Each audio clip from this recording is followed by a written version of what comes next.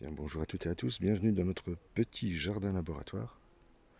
Après 3 semaines d'absence, je reviens vers vous pour vous présenter les changements importants qui ont eu lieu dans ce petit jardin, principalement dus aux températures qui ont brusquement changé. Et nous avons même eu de la grêle, figurez-vous. Et donc ce changement climatique a entraîné évidemment des changements paradigmatiques dans ce petit jardin. Et il a fallu commencer à opérer un premier nettoyage. J'ai ainsi pu dégager les Roma qui poussaient à l'ombre. Et c'est une variété particulière, hein, comme la San Marzano et bien d'autres d'ailleurs, qui permettent de réaliser de bonnes passates qui vont nous aider à préparer nos sauces tomates en hiver. Ça, ce sont des petits piments espagnols verts qui deviennent rouges. J'en ai également des jaunes que je vais essayer de vous présenter si je ne passe pas à côté. Alors les changements, ce changement brutal de température nocturne notamment, on avoisine les 11 degrés ces derniers jours, eh bien, ont entraîné des fractures sur les tomates. Si c'est là. Alors ce ne sont pas des cœurs de bœuf jaunes dont j'ai appris récemment l'existence, mais ce sont des. Et pourtant ça pourrait y ressembler, hein. Celles-ci sont des Hawaiian Pineapple, les fameuses ananas jaunes qui ont eu un très beau succès cette année. Voilà, mais pour lesquelles je pense je n'aurai pas les dernières tomates. Comme pour la plupart d'ailleurs des tomates dans ce petit jardin. Alors oui, que j'ai renettoyé un petit peu l'ensemble, notamment j'ai retiré une partie des courges Zappaletto. Alors vous allez me dire à quoi ça ressemble, eh bien à ceci. Les voici, elles apparaissent à peu près, enfin comme ceci, elles sont vertes pendant un très long moment et puis elles deviennent vertes foncées. Ça c'est une petite aubergine mauve que j'ai dû retirer ce matin, qui a la particularité d'être comme ceci, donc verte et mauve à la fois. Là, vous observerez que j'ai vidé ce grand réceptacle pour y replacer un nouveau broyat avec des oryctes dans la partie inférieure et qui vont me préparer un nouveau terreau de bois qui me servira à nourrir mes bacs, mes rhéospalettes qui me servent de bac de culture, mais également qui me serviront d'activateur de compost dans mes nouveaux composts, mais également me préparer mes premiers terreaux à semis pour le mois de janvier, puisque celui-ci va sans doute arriver un peu plus vite que prévu cette année.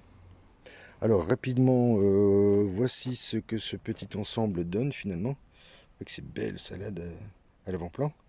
Mis en place, ce sont 4 bacs en fait, hein, qui ont été réalisés le 30 juillet dernier, avec un petit peu d'arrosage au départ, et puis absolument plus rien. Eh bien vous voyez, hein, pour ceux qui sont adeptes du non-arrosage comme moi, eh bien je pense que voilà, c'est peut-être la démonstration qu'il est possible de travailler de cette façon, notamment dans les années à venir, puisqu'on nous annonce des périodes de sécheresse un peu plus longues. Et je pense que le secret réside principalement dans la fabrication de ces sols. On y reviendra peut-être un jour en détail, parce que je pense que c'est une bonne piste d'avenir. Alors en vous parlant de ces Rheos palettes, je vais vous montrer ce que j'ai encore reçu cette semaine. J'ai reçu du plexiglas, j'ai reçu des piquets qui vont entrer dans la composition de ce petit jardin. J'ai reçu hier ces 3 tables présentoirs que je vais devoir réaménager, nettoyer et sans doute y placer de nouvelles planches. Mais j'ai surtout reçu ceci, une quarantaine de Rheos palettes. Ils sont à peu près tous en bon état.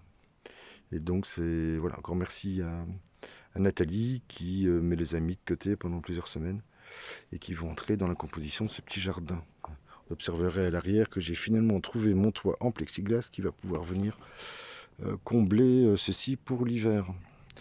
Encore merci à David au passage, hein, pour ces grandes bâtins. Vous voyez que ce bac a également été vidé et j'y ai placé à nouveau ce broyat. Hein, ceci, ce n'est pas de la... Ah, il est bien chaud, hein, décidément. Ouais, il est en train de s'activer. Vous voyez, comme tout de suite on est dans l'humidité, on remarque tout de suite les actinobactères Et derrière viendront les mycètes, la vie va s'y installer. Et voilà, ça me promet un excellent terreau pour l'année prochaine. Terreau de bois. J'en ai d'ailleurs un deuxième ici, oui. Mais celui-ci est un peu plus à l'abri de la pluie. Et donc je vais pouvoir jouer avec deux terreaux différents. Bon, je referme très vite la parenthèse, on en reparlera très certainement un de ces jours. Alors voici les dernières Spencer. Je dis dernières parce que nous allons encore avoir une belle journée demain à 23 degrés. Et puis il est probable que nous ayons une température proche de 11 degrés la nuit au cours des prochaines semaines. Et donc ce jardin va lentement se transformer. Tiens, en passage, je vous montre l'expérience menée avec des haricots de la variété sidérale qui ont été placés le 27 août dernier. En 3 jours seulement, ils se sont mis à lever. Ce sont des haricots à graines noires, comme vous pouvez le deviner. Ce sont des haricots à rames. Ils poussent ici, non pas dans de la terre, mais uniquement dans un broyat de bois dégradé par mes fameux oryctes nasicornis. Vous voyez tout de suite le taux d'humidité présent dans ce sol reconstitué. Alors vous allez me dire, mais il est un peu tard pour y placer des haricots à rames, mais bien évidemment. L'idée ici est de vérifier un test de levée pour savoir si je peux gagner un peu de temps l'année prochaine. J'ai replacé également un peu de persil qui était vraiment en très sale état. Et ben voilà, je considère que l'opération est pour ma part réussie. Variété sidérale ici et variété cobra de l'autre côté. Alors vous remarquerez qu'il y a 4 mulches différents. Celui-ci est un mulch de broyat de bois. Celui-ci c'est un mulch de fèves de cacao. Celui-ci est un mulch réalisé à base de paille très azoté qui provient d'un manège à chevaux. Et de ce côté, une réalisation à base de broyats de bois qui sont des plaquettes. Il semble similaire à celui-ci, mais il est un peu différent. Il contient du hêtre, enfin il y a 4 bois différents. Hêtre, chêne, tilleul et le quatrième, je l'ai noté quelque part. Ça va me revenir. Bien, voilà, donc 4 tests différents de manière à vérifier les levées. Et pour ceux qui ont l'habitude de nous parler de la fin d'azote, à cause de ce carbone placé en surface, eh bien, je peux lui apporter la preuve que ce n'est pas tout à fait exact. Alors il est vrai que selon le type de légumes, le type de système racinaire, on peut avoir des fins d'azote, mais voilà, moi je ne le constate pas réellement dans ce petit jardin. Alors je vous parlais des piments jaunes espagnols, en voici un petit exemple. Voici une variété d'aubergines jaunes et violettes. Bon, j'essaie d'aller vite. Vous voyez les dernières tomates, mais je ne suis pas certain que je pourrais les avoir. Ça me semble un peu périlleux. Tiens, une montgolfière. Je ne sais pas si vous la voyez. C'est vrai qu'il fait très calme aujourd'hui, il n'y a pas trop de vent. On en a eu un peu ce matin. Par contre, hier soir, c'était de vrais bourrasques. Alors ces choux blancs sont pour moi plutôt en bonne santé. Je les retirerai dans les jours à venir. Et on reparlera de ce type de planche parce que je pense qu'il y a beaucoup à dire.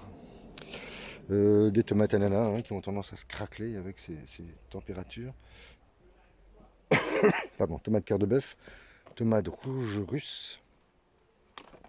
Là encore des cœurs de bœuf. Et ici nous avons les Blue Ozu. Vous voyez toutes ces petites mouches blanches qui sont en train d'arriver.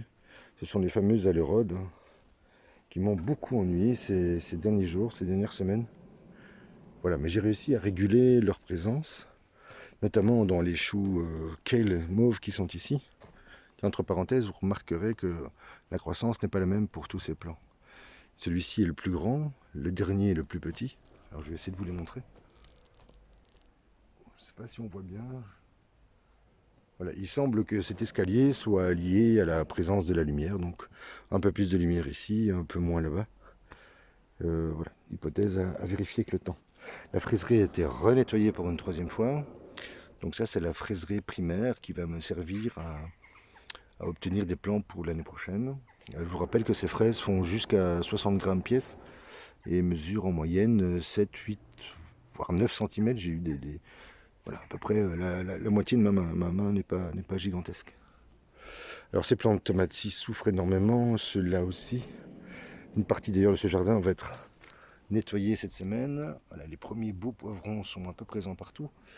Voilà une autre collection de Roma que je conserve pour la semaine prochaine. Je vais peut-être vous montrer. Alors les choux de Bruxelles, mauve ici, souffrent également. J'ai une grosse attaque d'ailerode. Alors je ne sais pas très bien comment ça va se passer. J'ai ces tomates-ci qui me sont également devenues une énigme pour moi, puisqu'elles sont, je trouve, plutôt jolies.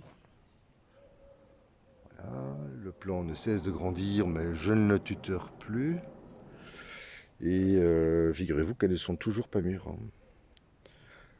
Et ça fait 2 mois qu'elles sont dans cet état. Donc je m'interroge sur sa variété, je vais devoir reprendre toutes mes notes. Dans cet espace, je ne sais pas si on verra grand chose. Voilà, ils ont été placés des choux fleurs, des salades radici, radici qui sont des endives rouges et blanches là, qui se mangent chaudes ou froides, croquantes, associées avec du persil. Les basilics sont toujours aussi beaux. Ici, j'ai replacé un jeu de salade apia avec des choux-fleurs. Dans le grand bac que vous voyez ici, j'ai rassemblé le contenant orange que je vous ai montré tout à l'heure, de même que celui-ci, et de même qu'une partie des bacs qui étaient présents à l'entrée, qui sont présents à l'entrée, et j'y ai replacé donc mon terreau de Richt qui est... alors j'aurais dû prévoir la présentation, je ne sais pas si je vais pouvoir le soulever pour vous le montrer. Voilà, moi je le trouve exceptionnel. J'ai rajouté un peu de bois frais, de broyat frais pour donner à manger à mes oryctes, puisque j'ai mes oryctes qui sont dans leur... présents à toutes les phases de leur transformation, donc depuis la jeune larve jusqu'à la chrysalide, et j'ai les premières jeunes adultes qui apparaissent, avec des élytres blanches, figurez-vous, qui finissent par jaunir et finissent enfin par brunir. Je crois qu'on en reparlera une prochaine fois. Je vous montre quelques tomates ici qui me restent dans cette petite serre pépinière. Bon ben voilà, hein, et l'avantage d'avoir une petite serre, les plants sont en bien meilleure santé. Et celui-ci que j'avais pourtant étêté, eh bien voilà ce qui se passe. Il est parti. Je pense que ça me donne des idées pour l'année prochaine. Et alors j'ai ces belles tomates ananas, j'ai donc plusieurs magnifiques spécimens. Voilà. On a atteint en moyenne avec ces tomates, je dirais facilement les 800 grammes. Cette année, je me suis refait quelques basiliques et un peu de persil, voilà, qui prendront place en partie dans cette mini-serre pépinière, parce que oui, les basiliques, hein, ils sont presque aussi grands que moi maintenant. Alors ce que je voulais aussi vous montrer, c'est l'autre test, un peu comparable à celui-ci, mené dans un broyat, dans un terreau de bois, réalisé par mes oryctes, hein. Vous vous souvenez? Tiens, je vous montre quelques belles tomates au passage, sans doute les dernières. Voilà, la variété à cœur de bœuf. Là, on a atteint en moyenne les 700 grammes, 800 grammes, 900 grammes pour certaines. Et on a même des tomates qui ont dépassé le kilo encore cette année. Bon, je vous évite tout ceci, on en reparlera une prochaine fois. Les haricots sont ici. Haricots de la variété Ferrari, rappelez-vous, qui sont partis en rame, hein. Je ne sais toujours pas pour quelle raison. Voilà, j'ai décidé d'en conserver quelques-uns. Et je me suis réalisé ceci, voilà, 16 salades apia, il y en a 3 qui viendront compléter le bac, réalisé le 3 septembre dernier. Ici nous avons un jeu avec des salades de feuilles de chêne vert et des épinards, et vous pouvez deviner les poivrons jaunes qui sont présents un peu partout. Voilà, j'en ai également ailleurs, hein, mais voilà, c'est plutôt une belle réussite cette année. Alors dans ce jeu de bar à salade, bien vous voyez, rien à dire, hein. Bien évidemment toujours sans arrosage. Celui-ci a été réalisé par mon petit stagiaire que j'ai eu cette semaine et qui se passionne évidemment pour ce petit jardin. Et bah, vous voyez hein, la qualité tout de suite hein, du sol qui est humide. Hein. Sol vivant, hein, je vous le rappelle, hein, avec la présence de colorbols, de vers de terre et de bien d'autres, comment dire, et de toute une pédofaune en fait qui est présente dans cette petite rhizosphère et qui, voilà, qui suscite, qui vitalise le sol en permanence. Alors le premier test réalisé, celui-ci, le 14 août dernier, donc il n'y a pas encore un mois, avec des haricots que je ne dis pas ce petit, ce sont également des cobras, avec un jeu de salade à l'avant. Et à l'arrière, j'y avais placé des petits piments espagnols, rappelez-vous, qui étaient en très mauvais état, bien oui, malgré une arrière-saison un peu difficile, de même que du basilic, du céleri et du persil plat. Et donc, malgré cette arrière-saison un peu compliquée, vous voyez que le résultat est plutôt bluffant. Hein. Donc, pour rappel, un petit arrosage au démarrage, enfin à la plantation, et ces plants-ci n'ont même pas été nourris. Je n'ai absolument plus rien mis, plus rien donné à boire à ces plants. Avec un plant de tomate qui s'y est installé. Et vous voyez la taille, hein, c'est plutôt assez surprenant. Hein. Il court sur ses rames, sur ses suspentes. Et voilà, on a presque atteint les 2 mètres. Donc c'est vous dire qu'il est possible aujourd'hui de travailler différemment et dans d'autres conditions et d'obtenir des résultats, ma foi, plutôt, allez, on va dire qu'on peut être confiant pour l'avenir. Donc je ne devrais pas avoir les haricots cette année. Hein.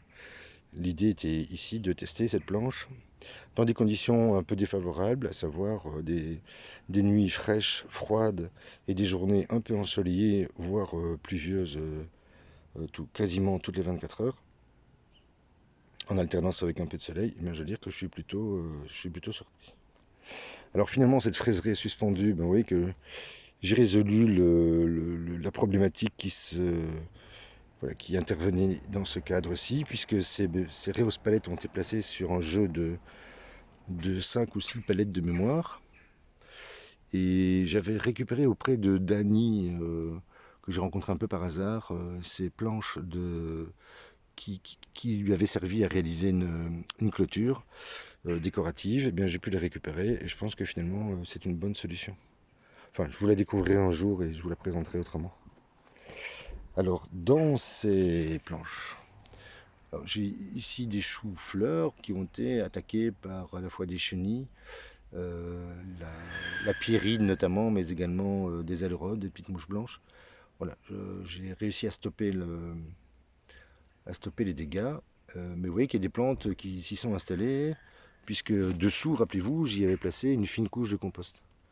Et donc dans ce cas-ci, nous avons des concombres qui sont apparus, mais j'ai également du coqueret du Pérou, donc de la physalis. Et j'ai eu également beaucoup de tomates qui s'y sont installées, j'ai dû les couper, mais je les ai laissées pour vous les présenter, pour vous dire que dans ce type de support, de substrat végétatif, bien, il n'y a pas beaucoup de difficultés à y faire pousser plusieurs types de plantes. Il semble que le persil a juste un peu de difficulté au début, mais pour l'instant, voilà. Donc on a un jeu de salade ici. Ici j'ai replacé du chou calabrais qui lui également a été attaqué assez brutalement, hein, par notamment ces petites, je ne sais pas si vous les devinez, ces mouches blanches. On ne les voit pas bien. J'essaierai de vous faire un gros plan un jour. Le persil qui n'avait pas poussé, eh bien j'ai replacé des apia pour vérifier s'il était possible pour elle de lever. Ben, vous voyez qu'a priori, elle lève sans trop de difficultés, à un bon rythme. Et quant au canastra et au batavia, ben oui, hein, qu'est-ce qu'on peut dire? Et elles sont propres, hein, de manière générale. Voilà, je pense que voilà, je vais tenter de répéter cette opération dans le temps, mais je crois que c'est plutôt bien parti. Alors, je ne vais peut-être pas vous faire tout le tour hein, du reste du jardin, peut-être juste vous montrer ce qu'il y a derrière moi. Donc cet espace a été en partie réaménagé. J'ai eu l'aide de Steven également qui est venu avec moi concevoir les 2 bacs principaux. Celui-ci est réalisé avec des planches vissées L'idée, c'est de pouvoir attaquer le démontage par le bas et non pas par le haut. Donc d'aller chercher directement le broyat en fermentation, directement d'aller récupérer celui qui est le plus mature. Vous voyez que la température de chauffe doit être importante puisque les planches du bas commencent à se casser et à s'écarter. Alors que dans ce deuxième bac-ci, nous l'avons réalisé avec un système de lattes, vous voyez, facilement démontable. Et là, on peut travailler à partir du haut. Voilà, j'ai un troisième bac ici qui va me servir de protection pour quelques éléments que je voudrais préserver durant l'hiver. Voilà, c'est pas encore terminé, mais disons que voilà, j'ai pu récupérer un espace et qui bénéficie, semble-t-il, ça c'est toujours les derniers fraisiers qui me restent, et qui semble bénéficier finalement à ce catalpa qui a énormément souffert. Vous vous souvenez, il avait perdu pratiquement toutes ses feuilles. Mais les 3 zones importantes sur lesquelles il restait des feuilles, eh bien voilà, semble cette idée d'avoir retiré la futaie, qui servait en fait de tourbillon chauffant au pied de cet arbre qui a besoin d'être aéré manifestement. Eh bien, ça se passe. Voilà, ce qu'on a fait ici semble avoir été efficace. Alors, je vous montre peut-être l'autre côté pour que vous vous rendiez compte de la façon dont il a été réalisé, très simplement, hein, que des matériaux de récupération. Ça m'a coûté quelques vis. On va essayer de prendre du recul. Voilà, donc j'ai des grandes palettes que j'ai passées verticalement. L'idée est d'aérer un maximum cet espace, puisque ici, durant l'hiver, j'ai derrière moi les vents froids qui arrivent, et en été, j'ai les vents chauds qui arrivent devant moi. Par contre, le bas, eh bien, j'avais récupéré des plaques il y a un certain temps, des plaques qui servent à couvrir des palettes chez un distributeur qu'il m'a gentiment offert. C'est du bois brut, hein, que je pourrais éventuellement à l'avenir eh bien, comment dire, enduire d'un vernis ou les nourrir avec une huile de lin ou autre. Bien, allez, je vous laisse ici. Je vous souhaite une belle soirée et je vous dis à très vite.